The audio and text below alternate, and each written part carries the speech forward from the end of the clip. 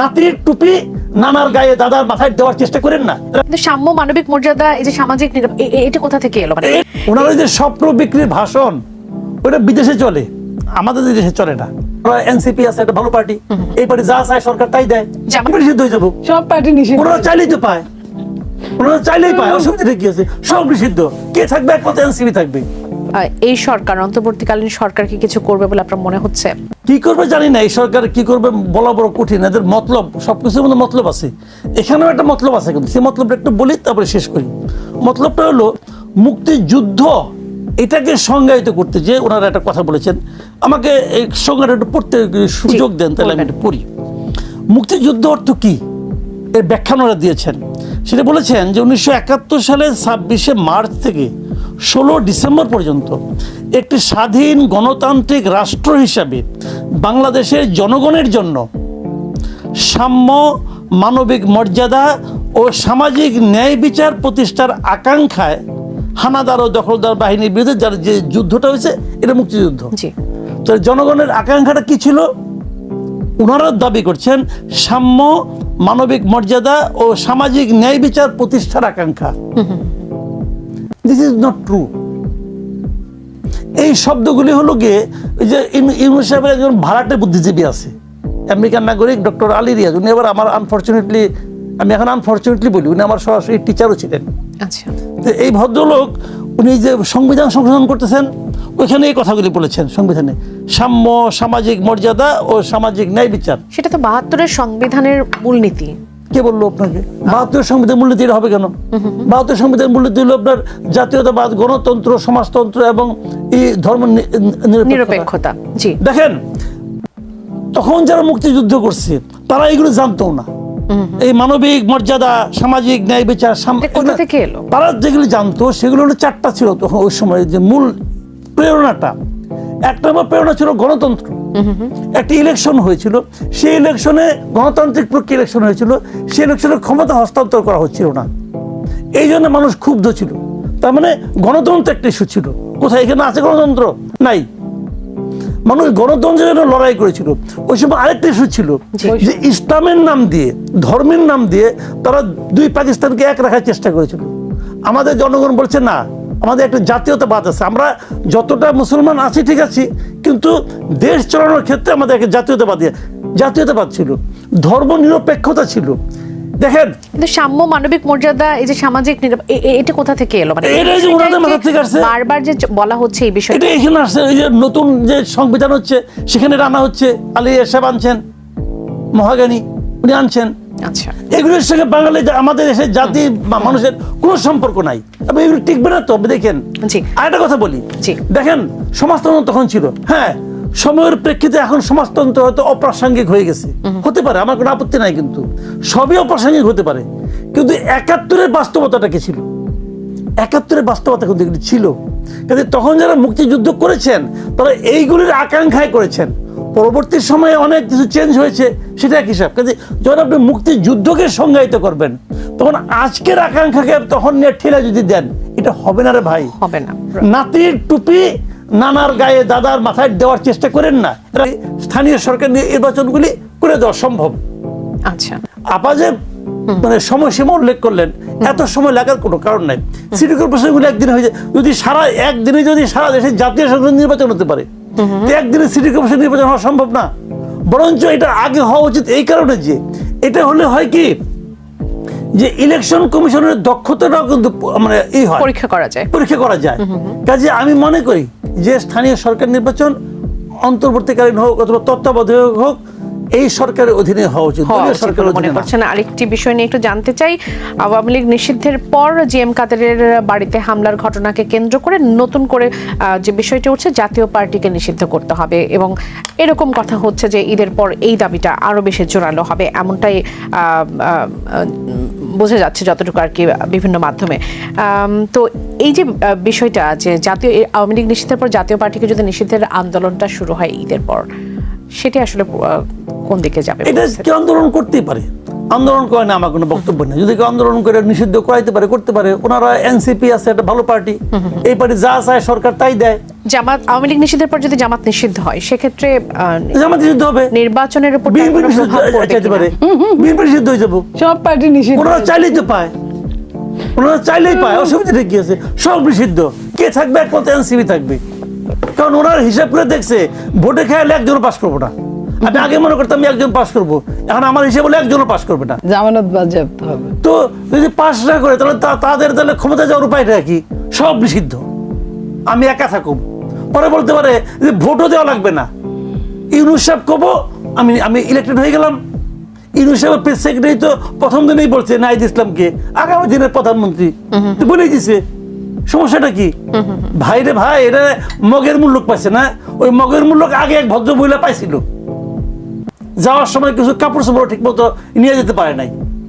তো মগের মূল্য যদি কেউ মনে করে তাদের যে কি পরিণতি হবে, এটা ভাই আমি এটা মানে বলে ঠিক করতে পারছি। ওনার তো যাওয়ার জায়গা ছিল, যাওয়ার জায়গা থাকবো না।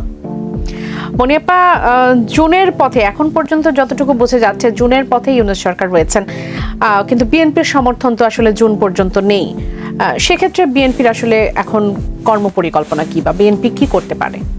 দেখেন, বিএনপির নেতা জনাব তারেক রহমান সাহেব বলেছেন যে ডিসেম্বরের মধ্যেই নির্বাচনটা হতে হবে, এবং চাইলে কিন্তু তারা আরো আগেও দিতে পারে। এই কথাটাও বিএনপি থেকে হয়েছে।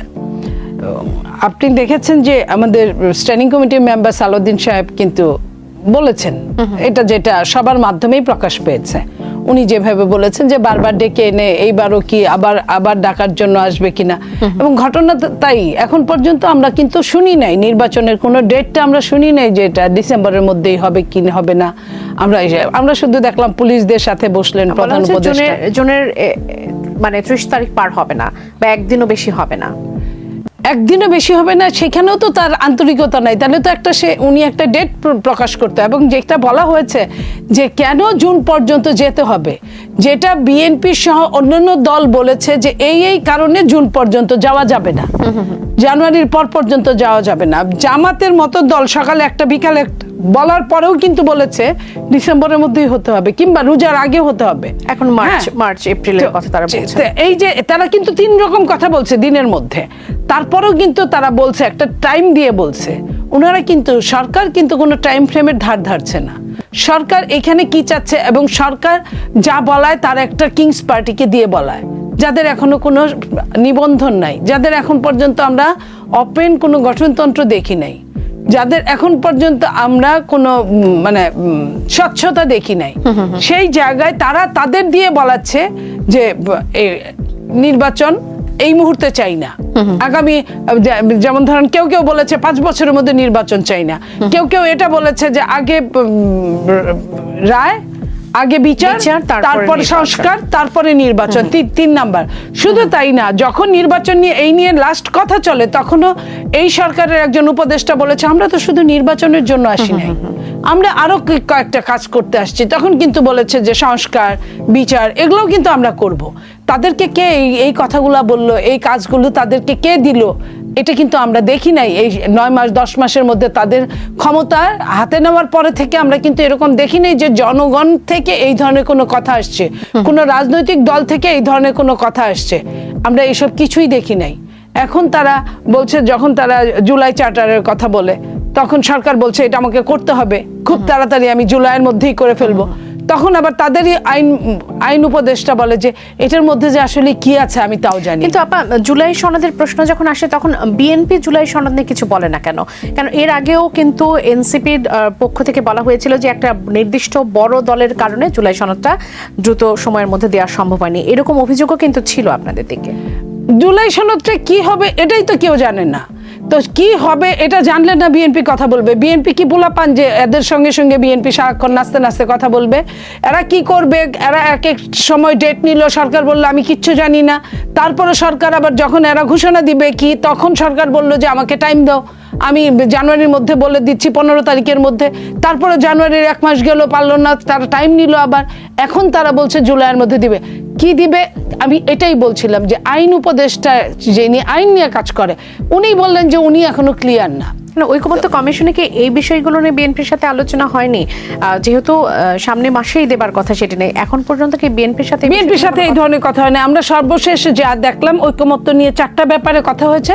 70 অনুচ্ছেদ সংবিধানের, সেইখানে কাছাকাছি মত, যেটা অর্থ বিল, আস্থা ভোট এবং সংবিধান সংশোধন, এই 3টা ব্যতি রেখে আর যে কোনো ব্যাপারে দলের বিপক্ষে কথা বলতে পারবে। তারপরে 2 নম্বর, সংসদের স্থায়ী কমিটিতে কতজন সভাপতি থাকবে।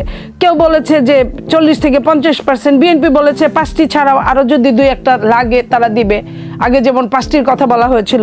তারপরে নিম্নকক্ষে নারী আসন নিয়ে বলা হয়েছে, কেউ কেউ বলেছে বেশিরভাগ 25%, আবার আপনার কেউ বলেছে, বিএনপি বলেছে 100 জনের সুপারিশ আছে। তারপর আরেকটা হলো তত্ত্বাবধায়ক সরকার ব্যাপারে, এই একটা ব্যাপারে সবাই একমত হয়েছে সম্পূর্ণ, অন্যগুলো অনেকটাই একমত হয়েছে, এখানে কিছু এদিক ওদিক। এছাড়া তো আমার মনে হয় না যে এটা নিয়ে কোনো কথা শুনেছি, আমরা সংস্কার নিয়েই কথা শুনেছি। একটু আসতে চাই জনাব মাসুদ কামাল, আজকে জাতিসংঘের আবাসিক সমন্বয়কারী গোয়েন লুইস তিনি সাংবাদিকদের সাথে কথা বলেছেন। তিনি করিডোর প্রশ্ন নিয়ে অনেকগুলো প্রশ্নের উত্তর দিয়েছেন। তিনি বলেছেন যে বাংলাদেশ এবং মিয়ানমার না চাইলে, ঐকমত্য না আসলে তারা জাতিসংঘের ব্যাপারে না গলাতে চায় না। সেই সাথে তিনি বলেছেন বাংলাদেশের মধ্য দিয়ে রাখাইনে মানবিক সহায়তার জন্য যে করিডোর, সেটি প্রতিষ্ঠায় কাজ করছিল বাংলাদেশ সরকার, কিন্তু এই প্রক্রিয়ার সঙ্গে জাতিসংঘ জড়িত নয়। এটি নিয়ে আপনি কি বলতে চাইবেন? এটা তো বোঝাই গেল এতদিন যে জাতিসংঘের মানে অজুহাত দেওয়া হতো ভুয়া। ওই যে কি একটা আছে না, নিরাপত্তা প্রতিষ্ঠানে কি খলিলুর রহমান, তো উনি তো তাহলে ভুয়া কথা কিছু। যদি জাতিসংঘ জড়িত না থাকে তাহলে কার অনুরোধে সে করিডোর দিব? এটা তো বুঝলাম না ভাই। সেটা দেখে তো মানে ওনার জন্য তো আমার খুব মানে মায়া হচ্ছে। ইউনিয়ন কি জবাব দিব? মায়ানমারও চায় না, কেউ চায় না, আমি একলাই চাই। কি কারণে চাই? কি আজব লোক নাকি? কি লোক নিয়ে এসে কোথেকে? বিদেশ থেকে কি কি লোক যে টোকাই আনছে আমি তো কিছু বুঝি না রে ভাই। অর্থাৎ করিডোর ইস্যু এখানে কি তাহলে কি মানে থেমে যাচ্ছে, বা এটি নিয়ে আসলে আপনারা কি দেখতে পাচ্ছেন? দেখেন আমি বলি আসলে কিছু না, এটা হলো কি অনেক সময় টোকা দিয়ে দেখে রিয়াকশনটা কি হয়। তো এই টোকায় যে রিয়াকশন হয়েছে, রিয়াকশনের পরে সবাই চুপ হয়ে গেছে, কেউ তো তার পক্ষে নাই।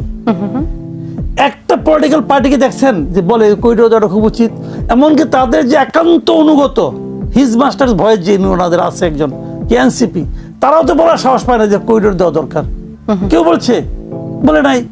একটা প্রজেক্টে ওনাকে আনা হয়েছিল যে করিডোরটা দেওয়া হবে, কোনো একটা প্ল্যান আছে। তারা তো করিডোরের নাম পরিবর্তন করে মানবিক চ্যানেলও বললেন। এই করিডোর ওই শব্দের কিছুটা খেলাধুলা করছিল আর কি, করিডোর না চ্যানেল, কত কিছু। কিন্তু তাও তো ভাই কেউ রাজি হয় নাই। শুনেন, বাঙালি জাতিরা না বড় অদ্ভুত জাতি, বড় অদ্ভুত জাতি। আপনি তারা 7-5 বুঝাই দিবেন আর কেউ বলছেন করিডোর দেবো। বাংলাদেশ ইন্ডিয়ারই যায় নাই করিডোর, শেখ হাসিনাই করিডোর নিতে পারে নাই, এই দেশের মানুষ বুঝাতে পারে নাই, আর উনি বুঝে এলাবো। এত সোজা না রে ভাই। ওনার ওই যে স্বপ্ন বিক্রির ভাষণ, ওইটা বিদেশে চলে, আমাদের দেশে চলে না।